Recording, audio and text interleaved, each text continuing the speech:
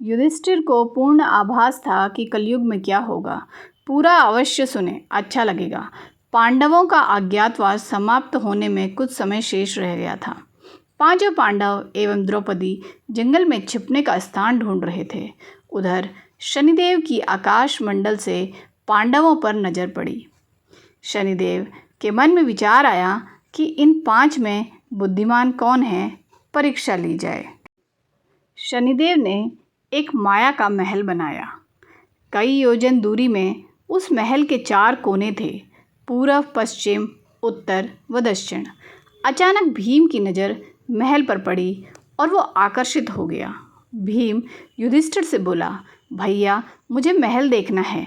भाई ने कहा, जाओ। भीम महल के द्वार पर पहुंचा। वहां शनिदेव दरबान के रूप में खड़े थे। भीम बोला, मुझे महल देखना है। शनिदेव ने कहा, महल की कुछ शर्त है।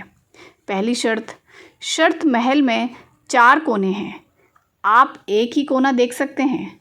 दूसरी शर्त, महल में जो देखोगे उसकी सार सहित व्याख्या करोगे। तीसरी शर्त, अगर व्याख्या नहीं कर सके तो कैद कर लिए जाओगे। भीम ने कहा, मैं स्वीकार करता हूँ और ऐसा ही होगा। और वह महल के पूर्व छोर की ओर गया। वहाँ जाकर उसने अद्भुत पशु पक्षी और फूलों एवं फलों से लदे वृक्षों का नज़ारा देखा।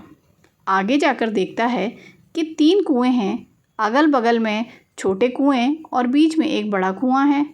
बीच वाला बड़े कुएं में पानी का उफान आता है और दोनों छोटे खाली कुओं को पानी से भर देता है।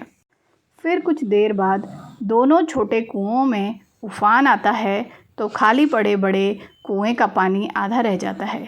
इस क्रिया को भीम कई बार देखता है पर समझ नहीं पाता और लौटकर दरबान के पास आता है। दरबान, क्या देखा आपने? भीम कहते हैं, महाशय मैंने पेड़ पौधे पशु पक्षी देखा, वो मैंने पहले कभी नहीं देखा था, जो अजीब थे। एक बात समझ में नहीं आई, छोटे कुएं पानी से भर जाते हैं, बड़ा क्यों नहीं भर पाता है, ये समझ में नहीं आया। दरबान बोला, आप शर्त के अनुसार बंदी हो गए हैं और बंदी घर में बैठा दिया। अर्जुन आया, बोला, मुझे महल देखना है। दरबान ने शर्त बता दी और अर्जुन पश्चिम वाले छोर की तरफ चला गया। आगे जाकर अर्जुन क्या देखता है, एक खेत में 2 फसल उग रही है। एक तरफ बाजरे की फसल, दूसरी तरफ मक्के की फसल। बाजरे के पौधे से मक्का निकल रही थी तथा मक्का के पौधे से बाजरी निकल रही। अजीब लगा, कुछ समझ नहीं आया, वापस द्वार पर आ गया। दरबान ने पूछा, क्या देखा? अर्जुन बोला, महाशय सब कुछ देखा पर बाजरा और मक्का की बात समझ में नहीं आई। शनिदेव ने कहा, शर्त के अनुसार आप बंदी हैं। नकुल आया, बोला, मुझे महल देखना है। फिर वह उत्तर दिशा की ओर गया। वहाँ उसने देखा कि बहुत सारी सफ़ेद गायें जब उनको भूख लगती है तो अपनी छोटी बच्चियों का दूध पीती हैं। उसे कुछ समझ नहीं आया। द्वार पर आया। शनिदेव ने पूछा, क्या देखा? नकुल बोला, महाशय गाय बच्चियों का दूध पीती हैं, यह समझ नहीं आया, तब उसे भी बंदी बना लिया। सहदेव आया, बोला, मुझे महल देखना है और वह दक्षिण दिशा की ओर गया। अंतिम कोना देखने के लिए क्या देखता है, वहाँ पर एक सोने की बड़ी शिला एक चांदी के सिक्के पर टिकी हुई डगमग डोले पर गिरे नहीं, छूने पर भी वैसे ही रहती है। समझ नहीं आया। वह वापस द्वार पर आ गया और बोला, सोने की शिला की बात समझ में नहीं आई, तब वह भी बंदी हो गया। चारों भाई बहुत देर से नहीं आए, तब युधिष्ठिर को चिंता हुई। वह भी द्रौपदी सहित महल में गए। भाइयों के लिए पूछा, तब दरबान ने बताया, वो शर्त के अनुसार बंदी हैं। युधिष्ठिर बोला, भीम तुमने क्या देखा? भीम ने कुएं के बारे में बताया। तब युधिष्ठिर ने कहा, यह कलयुग में होने वाला है। एक बाप 2 बेटों का पेट भर देगा, परंतु 2 बेटे मिलकर एक बाप का पेट नहीं भर पाएंगे।